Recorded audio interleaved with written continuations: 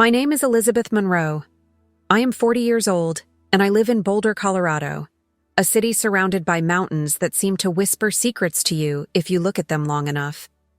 I was always a skeptical woman. I dedicate myself to clinical psychology, and although I have heard shocking stories of patients on the verge of death, I never thought that something like this would happen to me, and much less that it would completely change my way of seeing the world. It was October 17th, 2019. I was in my office, caring for a patient when I began to feel an oppressive pain in my chest, as if a giant hand was closing over my heart. I tried to maintain my composure, but my vision began to darken, and within seconds, I fell to the ground. My assistant shouted my name as my consciousness slowly faded, like a candle going out in the breeze. I don't remember the ambulance ride. I just remember that, at some point, everything went silent. But what came next? There are not enough human words to explain it. I found myself suspended in a completely white space. It was not a room, nor a landscape, nor even a void. It was something different. A place without form, without time, but full of a peace impossible to describe. I could feel that I had no body, but I was still me. And then, I began to hear a very subtle vibration, like a distant song made of light. I couldn't say how, but that sound told me that I was not alone. A figure shrouded in golden glow appeared in front of me. He had no face, no gender. It was pure presence. Its light did not blind, it healed. He looked at me without eyes, and I felt like he cared about every part of me, even the ones I despised myself. "Elizabeth," he told me, without moving his lips. "You have come to remember." "Remember what?" I asked mentally, because I had no voice. "What you forgot before you were born." I felt a thrill that was not physical, but of the soul, as if my spirit began to expand beyond what I ever imagined possible. A current of love surrounded me, and at the same time, a deep knowledge began to emerge within me, as if it had always been there, waiting for the moment to wake up. But that was just the door. What would come next would forever change my perception of life, the world, and the future that awaits us.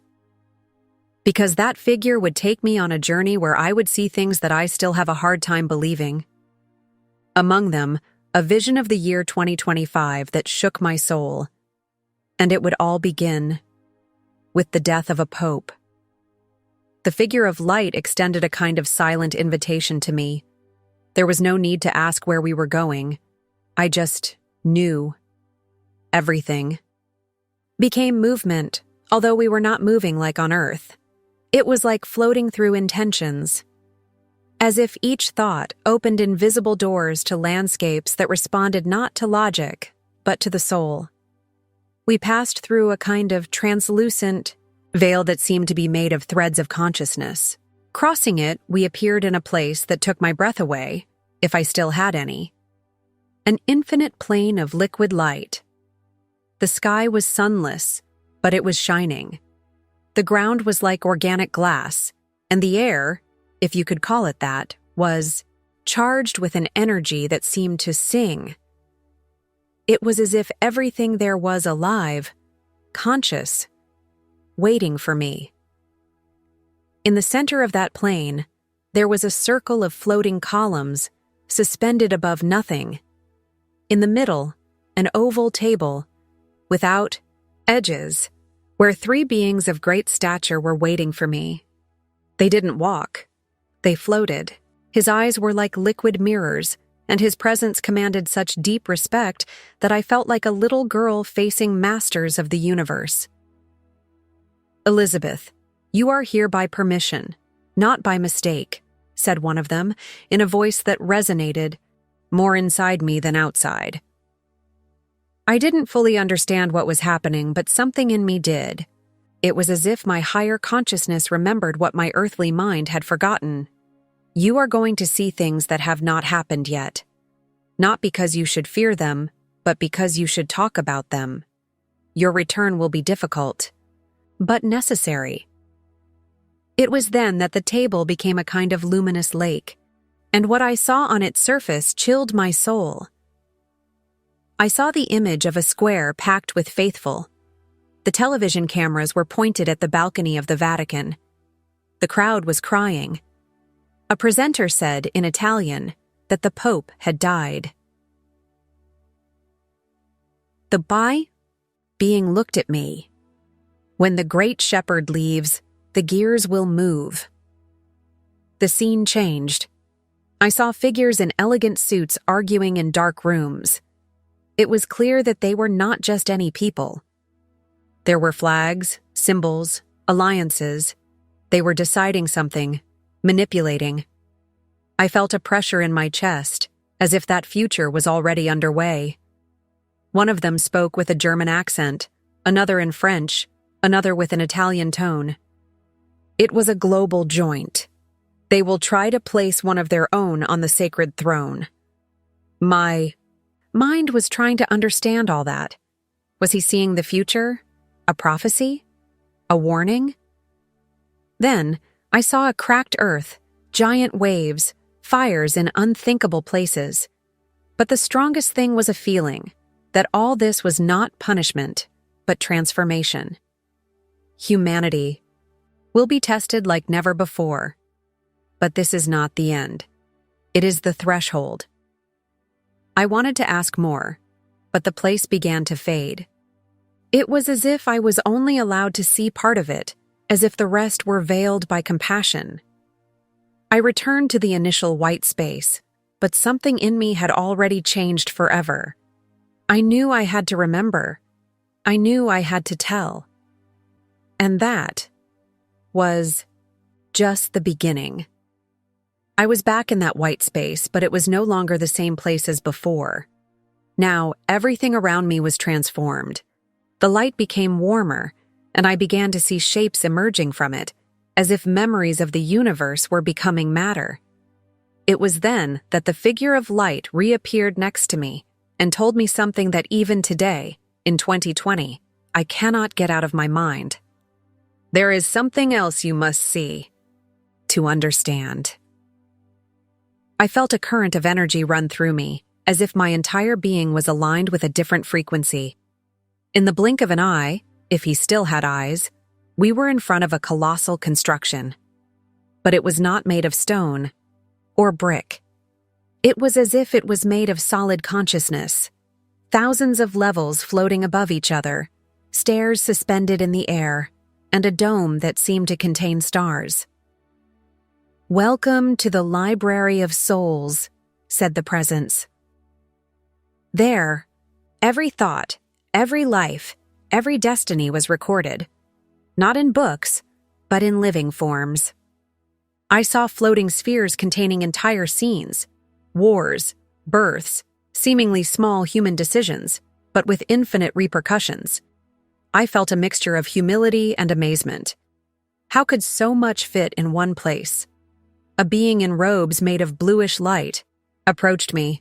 It was different from the previous ones. Softer, almost maternal. He smiled at me without lips. "You have been called to remember a promise." That word, promise, vibrated within me like an ancestral echo. And then, as if by reflex, one of the spheres slowly descended and placed itself in front of my chest. I didn't have to touch it. The information entered me like a torrent of sweet fire. I saw a past life of mine, somewhere in the ancient Mediterranean. She was a priestess. I saw how he received visions that were later interpreted as prophecies. In one of them, he clearly saw the year 2025, the symbol of a papal tiara falling to the ground, the waters of the sea swallowing coastal cities, crowds praying and at the same time rebelling, and a child with golden eyes who would be the seed of something new. I looked back at the blue-robed being. That knowledge has slept within you since then. Now, you have awakened just before the change. A part of me wanted to stay in that place, where everything made sense, where every soul was valuable, where judgment did not exist. But I also understood something deeply disturbing. My time. There was limited. And I had to bring that truth to the world. Not everyone will believe you, the being warned me. But you don't need to convince, just so. That phrase remained etched inside me like a burning spark. I felt every part of my being begin to prepare for the return. I didn't know how or when, but I understood that I would have to face not only disbelief, but a mission that would challenge my entire life. And before leaving that place, I was shown something else. Something that would leave me with a tremor that still accompanies me when I wake up. A sealed room deep in the Bati library where an ancient codex slept, one that spoke of the last cycle. But that door was not yet ready to be opened. The image of that door in the depths of the Library of Souls did not disappear from my mind. It was different from anything I had seen there. It didn't float, or glow, or be made of the same ethereal substance as the rest of the place. It was old, heavy dark, but not in the evil sense, more like a secret that has slept too long. I approached her almost accidentally. The blue-robed being did not stop me, but I noticed a look of deep compassion in his luminous eyes. As if he knew that that vision would leave a mark that would be difficult to erase. When I was in front of the door, something inside me vibrated. A symbol carved into its surface began to glow with a faint light. I recognized him, although I didn't know where from. It was a circle within a triangle, engulfed by flames. When he touched it, the door did not open. But a part of it dissolved like golden dust, revealing a single image suspended in the air. It was a vision, brief, powerful, unforgettable. I saw the planet from space, enveloped by a glowing web of energy that beat like a heart. Suddenly, an explosion of white light crossed that network, and something changed. A part of humanity was beginning to wake up, as if it suddenly remembered who it was. Others, however, became desperate, as if they could not bear the frequency of this new world that was emerging. The scene changed abruptly. I saw a dark hall, like an ancient crypt. Several men in black robes were looking at a round object on a table. I couldn't see what it was, but I felt it had a direct relationship with the Vatican. A voice, invisible, feminine, deep, whispered, "Malachi's prophecy will be fulfilled. The last pope has already been elected, although the world does not yet know it." I wanted to ask what that meant. Was the current pope the last? Or would one more come? There are those who will try to twist destiny, but they will not be able to prevent the purification. They will only delay it. I saw catastrophes again. Fires destroying forests in cold places, snowfall in deserts, coastal cities devoured by the sea. But beyond the chaos, I saw something hopeful. Entire communities gathered in silence, praying, caring for each other, sharing the little they had. The pain united them, and in that union, something new was born. The image faded. The codex door closed again, and the symbol stopped glowing. The being of light spoke for the last time. "You haven't seen everything. What you saw is what your soul could sustain." I felt a mixture of humility and responsibility so intense that it made me tremble. I understood that this information was not for control or fear. It was a torch in the middle of a long night ahead. And I had to be one of the ones to take. My essence began to slowly detach from that plane. It was the sign that my time there was over. He hadn't seen everything yet, but he had seen enough to know that the world was about to change in a way that most were not ready to accept. I felt when it started to end. It was like an invisible breeze that began to gently push me back, as if a tide of love invited me to return, even though I didn't want to. My essence was slowly separating from that place of pure truth. And yet, he understood that this return was part of the purpose. The visions, the revelations, were not to be kept, they were to be shared. As I walked away from the Library of Souls, one last figure appeared before me. It was not like the previous beings. This one seemed more human. A tall, copper-skinned man with a simple white robe and eyes as dark as the starry night. He had a deep look, but not severe. I was one of those who saw what you saw. Centuries ago, he told me with a soft but powerful voice. He looked at me with a serene sadness, as if he already knew my future struggle. They will call you crazy. They will tell you that you dreamed, that it was a product of the medication, but some will listen to you, and that will be enough. Who are you? I asked, although I already felt like I knew. I witnessed the fire that will come. And like you, I returned before the sky burned. His words sank into me with a sacred weight. I felt that we belonged to the same silent brotherhood, those who have seen, those who have returned. Then everything began to go dark. Not in a sinister way, but like when a lamp goes out gently. The light around me was fading, and a feeling of falling, not physical, but vibrational, began to take over me. As if I were descending an invisible ladder of consciousness, layer by layer into the material world, and suddenly it was like a sharp blow. I opened my eyes. The sharp sound of a machine pierced my ears. He was in a hospital bed. My chest hurt like it had been cut open with an axe. There were tubes connected to my body, and a nurse was screaming for help. My heart had stopped for more than 5 minutes. The Mao, doctors didn't know how to explain it.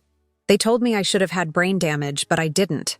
He had returned, complete, and with clarity like never before in my life. The first days were the hardest. My body was weak, but what weighed me down the most was my soul. I wanted to go back to that place. I would wake up crying, not from pain, but from sadness, a spiritual nostalgia impossible to describe. But then I remembered what I saw. 2025. The Pope, the global network that would try to manipulate the destiny of humanity, climatic events, the transformation. And I knew I couldn't stay silent. This is how this new stage of my life began. Not as a psychologist, not even as a patient who survived, but as a witness, as a messenger. The world hasn't changed yet, but I know it will. I saw it. Returning to earthly life after having touched the edges of eternity was more difficult than I ever imagined. The lights of the hospital, the repetitive sound of the machines, the smell of disinfectant, everything seemed like an opaque version of reality to me. As if the world were covered by a veil. As if he lived in some kind of distorted echo of what existence really is.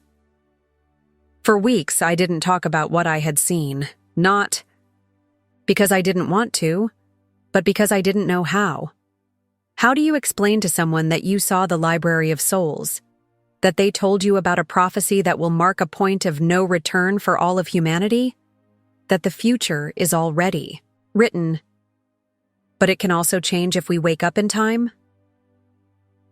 The first thing I did was write everything down. Day after day, he filled notebooks with drawings, symbols, phrases that came out without him thinking about them.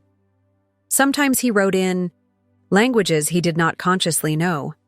Other times he would wake up from dreams with new visions, a statue falling in Rome, a thunderstorm over Jerusalem, a silent conclave while the masses outside burned in protest. I asked myself many times, why me? I am not a saint, nor a mystic, nor someone special. I am just an ordinary woman with my wounds, my doubts, my contradictions. But then I remembered the being of light, the man in the white robe, the phrase that kept repeating in my mind. Just so. I started with the smallest thing, talking to my patients. Many of them came with deep existential crises, and I felt like I could tell them, without going into details, that something big was coming. That the pain they felt was not just personal, but collective, like a contraction before childbirth. Some cried when they heard me. Others looked at me skeptically, but no one left indifferent. Then I spoke to a close friend, Rachel, who is a theologian. When I told him about the Pope and the vision of 2025, his face paled. "Do you know what you're saying, Liz? There are apocryphal writings that speak of the end of the papacy as a symbol of the fall of an era." That shook me. I wasn't alone. Others had felt or seen the same thing, but in silence. I decided to start recording audios. My voice shook, but I spoke from the heart. I recounted my experience as if I were recounting a lucid dream that I knew was real. I uploaded them to an anonymous platform. He was not looking for fame or followers. Just leave a record. What happened next surprised me. People from all over the world started writing to me. Some said they had had similar dreams. Others, who had also seen the death of the Pope and the chaos that would follow. A subtle, silent, but powerful network was beginning to be woven. A spiritual murmur that crossed borders. And in the midst of all that, a certainty grew stronger within me. We are not alone. We are not crazy. And it's not too late. Yet. As the months passed, something began to change inside me. It wasn't just that my senses were sharper, like I could feel the energy behind a person's words, or sense the sadness in an entire city. It was deeper, as if a new layer of reality had been activated, as if the invisible became more and more evident. In the dreams, the visions did not stop, but the most disconcerting thing was starting to find others. It all started with a message I received through the platform where I had uploaded my audios. It was from a man named Thomas, a former priest from New York, who wrote to me, "What you saw in the library, I dreamed it too, 10 years ago. I thought I was losing my mind," I responded, trembling. We talked for hours. Their experience had different elements, but the core was the same. Visions of a global collapse after the death of a pope, an attempted geopolitical manipulation within the church, weather events beyond control, and a collective spiritual transformation that would change the very fabric of the world. Then came the testimony of a woman in Mexico, a shaman who spoke of a crack in the sky that would open in 2025, coinciding with the end of an ancestral cycle. Then, a young man in Japan wrote to me saying that he had channeled messages during deep meditation that spoke of a dark coalition that would try to elect a false prophet dressed in white. It was impossible for us all to be inventing the same thing. The information coincided too much. It was as if pieces of a puzzle were coming together, slowly, from the farthest corners of the planet. Something was waking up. And although the media, governments, and religious structures remained silent, deep down, I felt that they also knew. One night, I dreamed again of the blue-robed figure in the library. He looked at me with a tenderness that made me cry in the same dream. Many will listen, but few will act, not out of malice, but out of fear. I woke up with my heart pounding. It was true. Even among those who were beginning to remember, fear was the greatest barrier. Fear of losing your place, your reputation, your security, fear of rejection, fear of change. But there was no turning back. I looked around and saw the first signs: unseasonable storms, fires in forests that had never burned before, spiritual leaders speaking in codes, collective unrest growing in the air. It was like a pressure cooker. And then I understood. What I saw in that space between life and death was not a condemnation. It was a merciful warning, a map, an opportunity. Because the future is not carved in stone. It is carved into our decisions.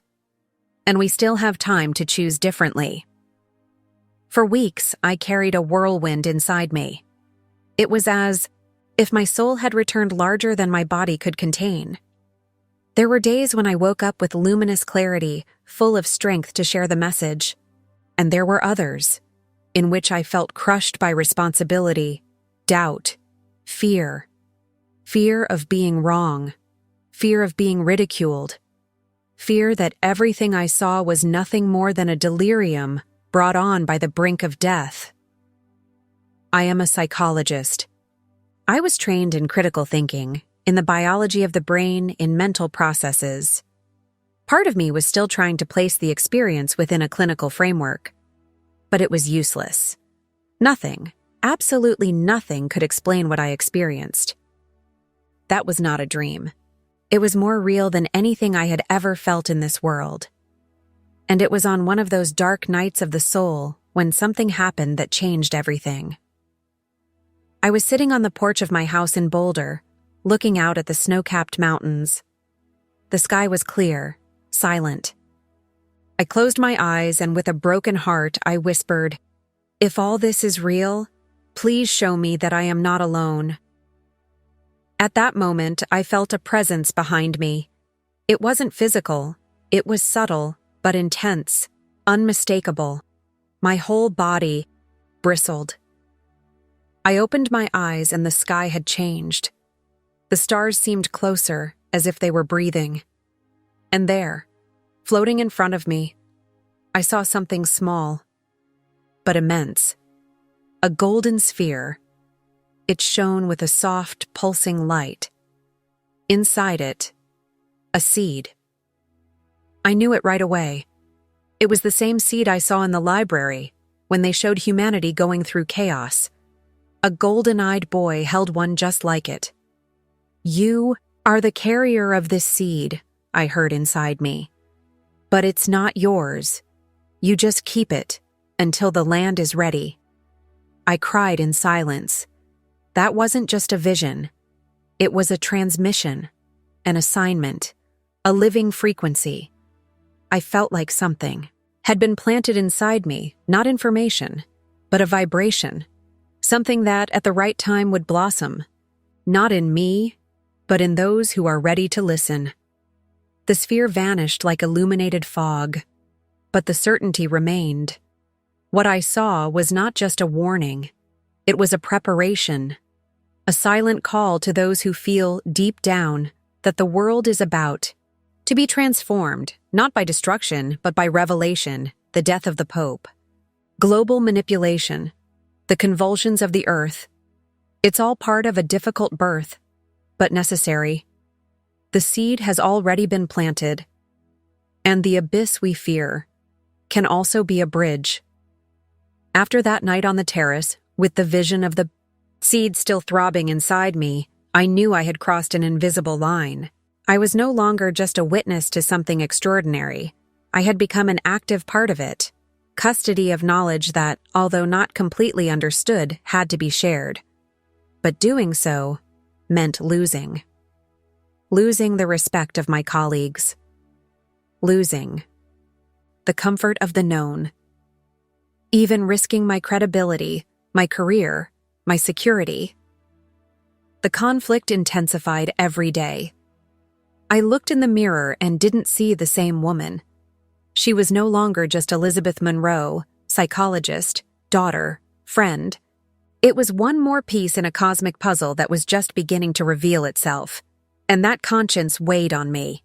It tore me apart. One night, while I was reviewing my notes, I received an unknown call. As I responded, I heard a male voice, firm but calm. "I know what you saw. You are not alone." My heart skipped a beat. "Who are you?" I asked, with my pulse racing. "One of those who also returned. We are meeting, and we think it is time to talk." That call changed everything. A few days later, I found myself on a video call with 5 people from different countries: a nurse from Brazil, a retired monk in India, a physicist from Canada, a Spanish journalist, and the man with the voice, who turned out to be a former American military man who had had a near-death experience in Afghanistan. They had all seen the same thing, each in their own way. The collapse of structures, the death of the Pope, the attempt at control, and then an immense light, a new humanity emerging from the pain. "They are calling us to talk, Elizabeth," the soldier told me, "to share, to sow, to prepare." I shuddered. What if no one believes us? What if they publicly destroy us? The monk smiled. "We are not here to convince. We are here to resonate. The truth is recognized in the soul, not in the mind." I felt immense peace, as if that invisible network that my visions spoke of began to take concrete shape. It was then that I made a decision that still makes me dizzy. I prepared my first video. Not as a psychologist, not as an expert, only as a human who experienced the inexplicable. I sat in front of the camera and told my story, from the pain in my chest to the vision of the seed, with a trembling voice, but with a peaceful heart.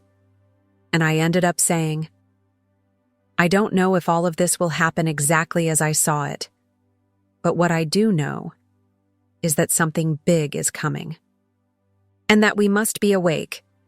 I turned off the camera with sweaty hands. He had planted the first word. The rest no longer depended on me. The video was published on March 11th, 2020. I didn't know what to expect. He didn't have a big following. I didn't announce it. I didn't promote it. I simply uploaded it, like someone who leaves a letter in a bottle and throws it into the sea. The first days were silent. Then, slowly, the comments began to arrive. Some skeptical, some moved, some deeply disturbed. What surprised me the most were the private messages. People who had had dreams, visions, signs. People who had never dared to speak. Until now. It was as if my voice had been the spark that lit an invisible fuse. And although I knew that my role was not to be the protagonist of anything, I felt that I had done what I had to. Open a breach in the wall of silence that covers the soul of the world. Since then, I have lived in a state of waiting. Not from anxiety, not from fear, but of deep attention. I walk through the streets of Boulder and feel like everything is about to break, or being born. There is a tension in the air, not just because of the news, nor because of the uncertain world. It is something older, deeper, like a breath held before the first cry of a newborn. I reread my notes. I listen to my own recordings. I look to the sky for signs. And I know with every cell in my body, that 2025 will mark a turning point. I saw the fall of the most visible spiritual leader on the planet. I saw the invisible threads that try to manipulate that void. I saw how the world goes into convulsion, the climate rebelling, institutions faltering, the human soul dividing between those who awaken and those who cling to the dream. But I also saw what comes next. I saw communities united without the need for governments. I saw children who spoke with their eyes. I saw a network of luminous consciousness surrounding the earth like a protective field. I saw what some would call the kingdom, not as a place, but as a frequency. I don't know if I'll be alive when all that happens. Maybe my role was just to announce. Maybe my mission was to sow words that others will water. I don't mind, because I have seen what lies beyond fear. I have walked the halls of the Library of Souls. I have held the seed, and I have remembered what I forgot before I was born. Now I live each day as a testimony. I listen more than I talk. I observe more than I act. And when they ask me what I think of the future, I only answer this. He comes, and he brings fire, but not to destroy, but to purify. I'm ready. And if you have come this far, if you feel the echo of what I say, maybe you are too. Maybe you are too.